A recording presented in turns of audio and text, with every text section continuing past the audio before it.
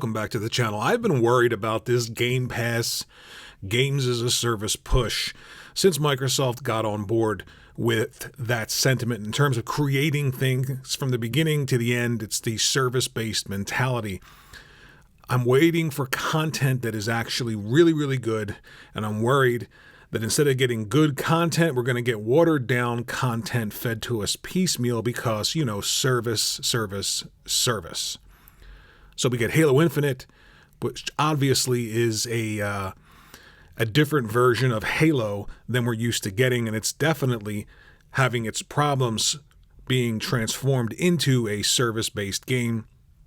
Forza Horizon 5 is Forza Horizon, and from first party even to third party exclusivity deals, what is going to drive excitement around Xbox beyond just saying, hey, there are a lot of games in this service for $1 or $15 a month?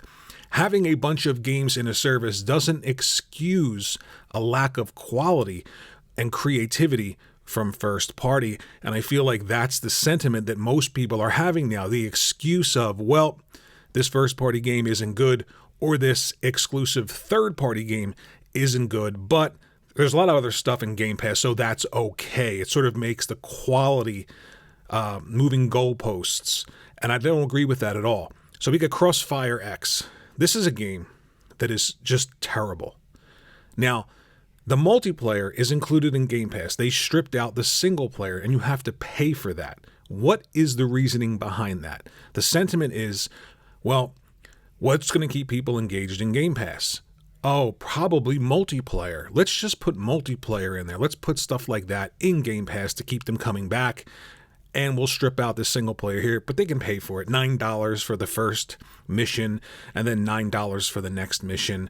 Supposedly the first mission is supposed to be in Game Pass, but here's the problem. This is a third-party exclusive Xbox game. This is the beginning of a new year. So far, you've got the Uncharted Collection, you've got Sifu, you have Horizon Forbidden West coming, you've got Gran Turismo coming in March. Microsoft has got CrossFire X. This game is an indication, all indications, that I've been hoping I haven't and I wouldn't see.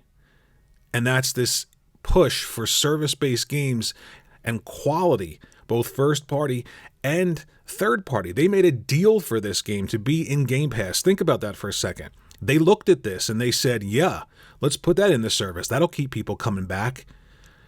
It's less about creating a quality game and more about just filling something up to create hype and excitement to keep people subscribed.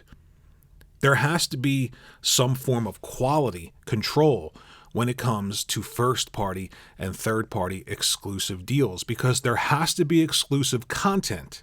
Hulu, Netflix, they both exist together on a PlayStation and on an Xbox as apps. However, both of them still have exclusive content to get you to subscribe to them. This world where PlayStation games are going to be on Xbox and Xbox games are going to be on PlayStation, it's just not going to happen. There has to be content that pulls people in and makes you subscribe. And this isn't it. So this idea that quality is somehow subjective because of a lot of games in a catalog in a subscription service is not one that I agree with. There's no subjectivity when it comes to the difference in quality between a Ghost of Tsushima and a Crackdown 3. It's very objective. One is much, much better than the other. Animation, story, characters, worlds, gameplay, art style, all of that stuff is much better with these really deep, complete single-player games that are given the attention that they deserve. And I feel like we're going to start seeing this sort of acceptance of, well, it's in a service, it's from Microsoft first party, or it's a Microsoft third-party exclusive deal for Game Pass, so the quality level can be excused a bit because it's in this catalog of games. I don't agree with that, if that's the sentiment going forward when it comes to being on Xbox or some Xbox fan, then I think it's a very, very slippery slope, and I definitely don't support that idea. I'd be interested to know what you think in the comments section below. Let me know.